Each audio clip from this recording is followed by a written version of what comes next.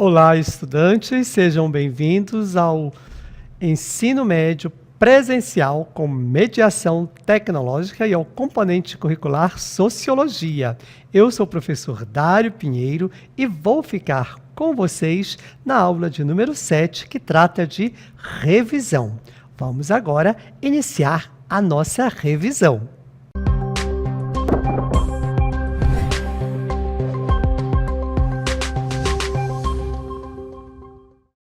Vamos iniciar falando de temáticas que foram tratadas durante as aulas da nossa unidade 1 do componente curricular Sociologia.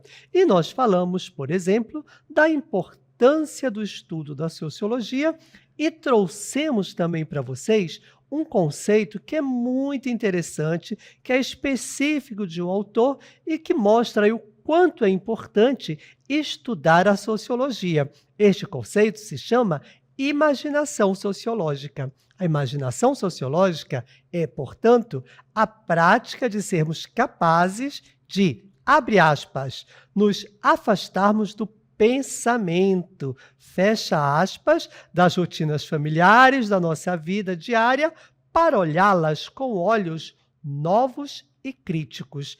Este conceito ele pertence ao autor, que nós conversamos sobre ele e vamos reforçar aqui neste momento de revisão. O nome deste autor é Charles White Mills e ele tem um livro que fala aí sobre a imaginação sociológica.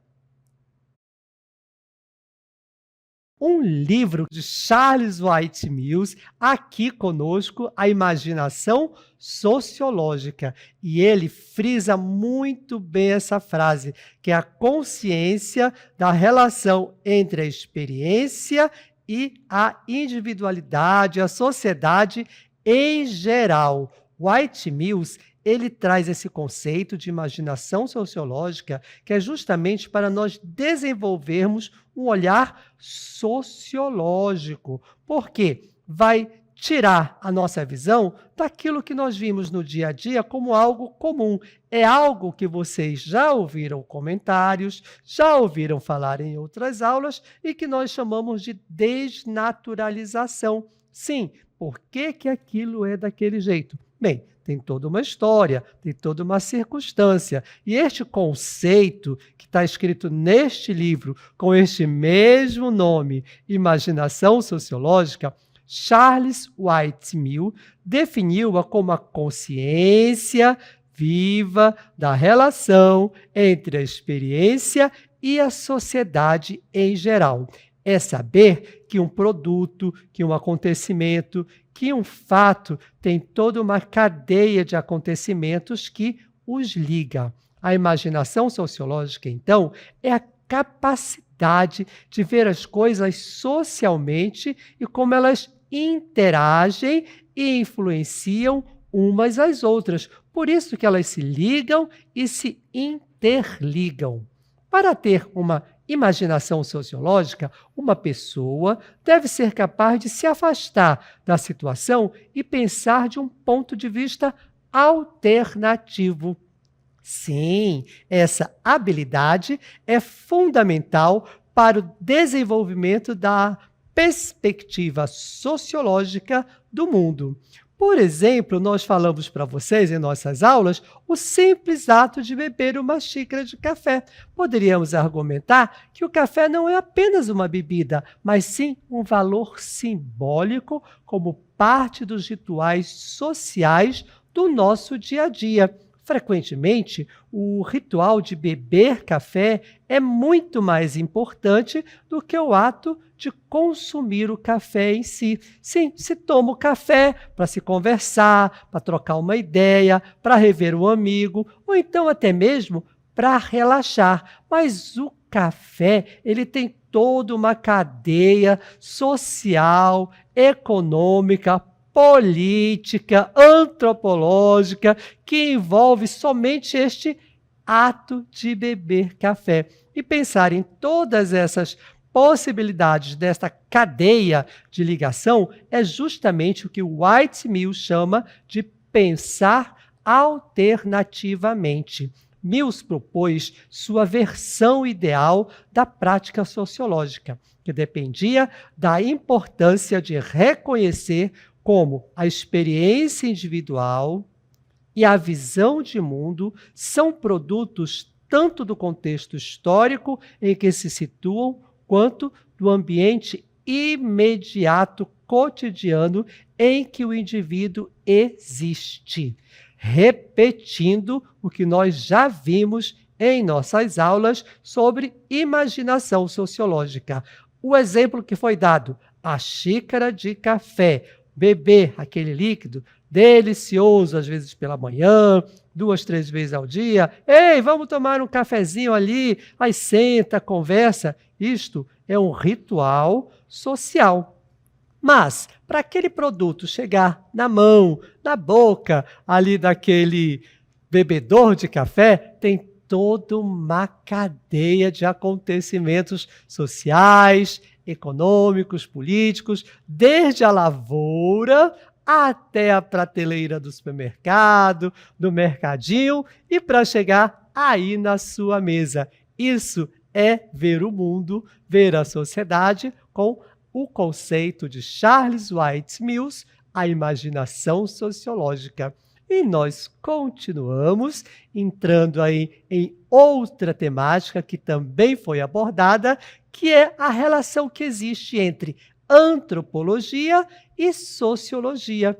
Os primeiros estudos antropológicos eram extremamente etnocêntricos, ou seja, analisavam as culturas diferentes com base no ponto de vista de uma pessoa imersa na cultura europeia. Eles viam o mundo com o olhar do europeu. Sim, e com isso, os europeus visavam mostrar que a sua cultura, que a cultura deles e o seu desenvolvimento, o desenvolvimento deles, eram superiores às demais sociedades. Por isso que quando chegaram aqui nas Américas, disseram, não, esse povo aí está atrasado, nós somos mais desenvolvidos e por isso somos superiores.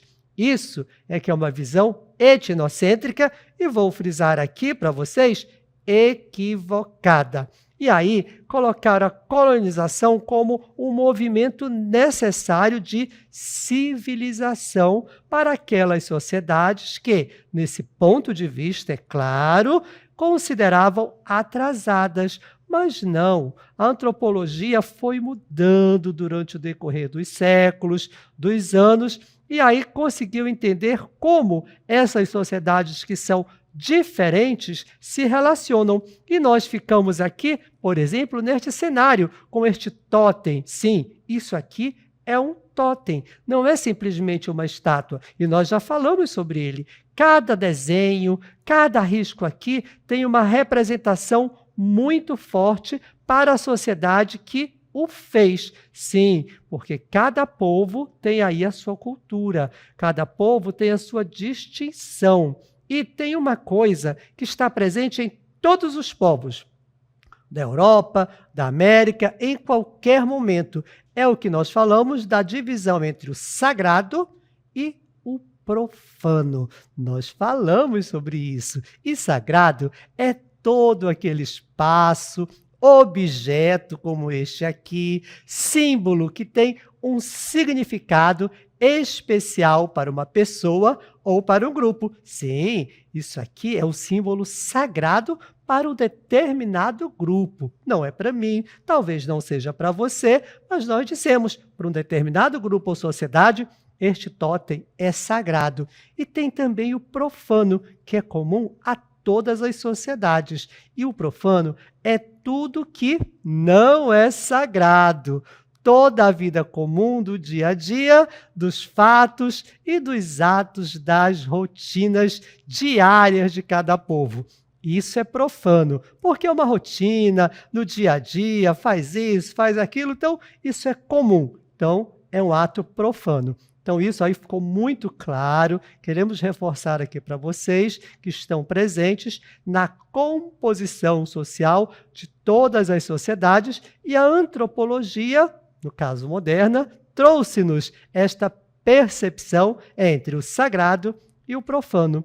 E isso acontece em todas. Isso ficou muito claro. E aqui na Amazônia, também nas suas manifestações religiosas, esses elementos culturais do sagrado e do profano também ocorrem aqui. E se é impossível falar em uma única cultura indígena, também é impossível falar de uma única religião, não é mesmo? Porque cada povo, cada nação, cada etnia vai ter a sua religião.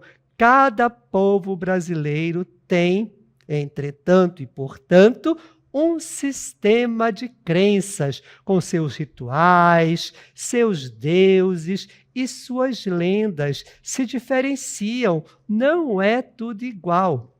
O que é sagrado para um, não é sagrado para o outro. O que é profano para um, pode não ser profano para o outro. Existe toda essa diferença. E algumas das principais características que tem aí entre todas essas religiões dos povos indígenas é a figura do xamã. Nós encontramos essa figura em praticamente todas as religiões indígenas aqui dos nossos povos originários, que é o pajé, que é o pai-é, né? Em Tupi-Guarani. Existem várias outras línguas que aqui nós não vamos saber dizer para vocês, mas traduzindo aqui para o nosso bom português, é o pajé que está presente em todas essas religiões que demonstram e comprovam o pluralismo religioso e os diálogos interreligiosos que existem aqui na nossa Amazônia. Sim, todas essas religiões diferentes, elas conversam, elas dialogam, elas estão presentes aqui junto dos nossos povos ribeirinhos, dos nossos povos indígenas, dos quilombolas, por toda essa Amazônia. Como essa imagem que foi mostrada aqui, ó, acredito que seja um pajé, aqui num ritual, né, no caso aqui numa religião indígena. Mais à frente nós temos uma imagem que pode representar uma religião afrodescendente, né, uma zeladora de santo, né, o que está aparecendo. Mais aqui embaixo temos uma percepção de uma religião cristã católica, também presente na Amazônia, e mais à frente temos lá umas ervas, umas folhas, né, que caracterizam também essa movimentação com a floresta, este conhecimento da natureza amazônica para fins religiosos, para vários outros fins que mostram, mais uma vez, esse pluralismo. Existem muitas religiões e elas dialogam no que chamamos de um diálogo interreligioso aqui na Amazônia.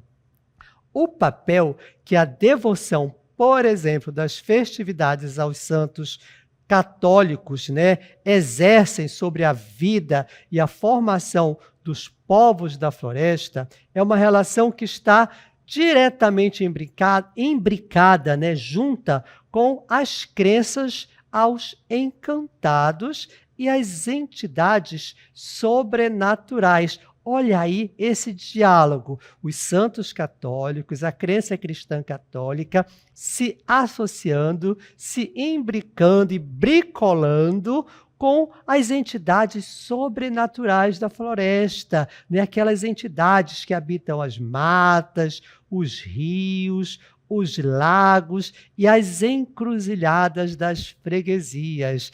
Isso acontece na realidade. É por isso que nós ressaltamos que é importante a figura do pajé, por exemplo, das benzedoras, como benfazejos curadores e peritos do combate da força das encantarias afro-indígenas, também nesse diálogo interreligioso aí da religião de matriz africana com a religião indígena, e todos esses elementos culturais religiosos, eles são responsáveis para a identificação e compreensão de nós amazônidas, de nossas identidades locais.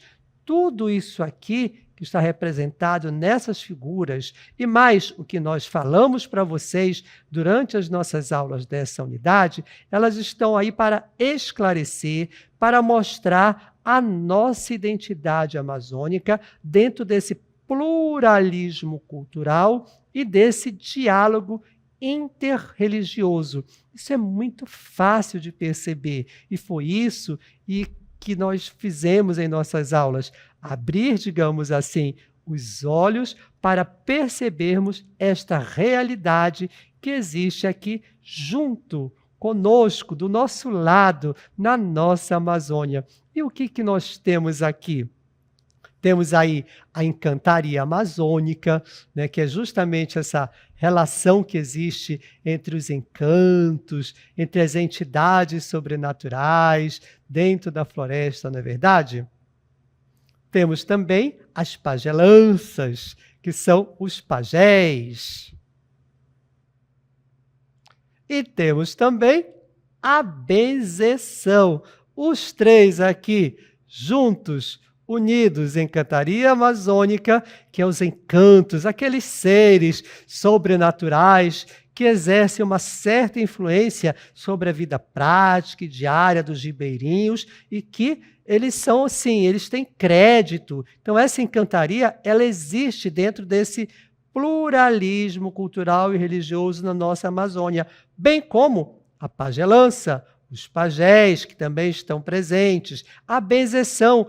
Quem aí, gente, já não foi benzido aí com uma erva, não é verdade? Tudo isso junto. E um exemplo bem claro é a benzedeira. Sim, com suas folhas, com seus chás, isso tudo todo mundo aí conhece, legal, né? Mas não falamos somente disso. Em nossas aulas, nós também comentamos com vocês sobre a cartografia social. E a cartografia social é um ramo do conhecimento cartográfico e tem se configurado como uma importante metodologia participativa com cunho social, pelo fato de oferecer possibilidades de dar poder, visibilidade e voz aos povos tradicionais e grupos sociais fragilizados. Principalmente toda essa cultura amazônica que não é vista, né, do pluralismo religioso, do pluralismo cultural. A cartografia social, ela permite que esses povos sejam vistos, que eles tenham voz. E também, se tratando de lutas sociais, como, por exemplo, pela luta pela terra e a defesa, a cartografia social torna-se um importante instrumento e de grande valia para a produção do conhecimento e para a validação, sendo também favorável na articulação entre todos esses saberes de todas essas comunidades que nós acabamos de citar, com conhecimento, por meio do estabelecimento de uma linguagem acessível, que diz respeito à representação da realidade vivida por meio de quê? Da cartografia. Não é só o desenho, não é só aquele mapa, mas sim identificar elementos daquele povo presentes naquela região. E, para isso, a sociologia da arte, que é um subcampo da sociologia, é a responsável por observar, analisar e estudar tudo que envolva as artes. Assim sendo, os estudos sobre as artes são feitos embasados na sociologia, tratando a arte como um resultado da sociedade. E a partir, por exemplo, de elementos artísticos, visto aí pela sociologia da arte, é que nós podemos desenhar este mapa social, não somente da Amazônia, mas de qualquer lugar, para encontrarmos aí nossos povos, nossas crenças e toda essa riqueza cultural e plural da Amazônia. Ok? Entendido? E é isso. Gente, muito obrigado e até a próxima.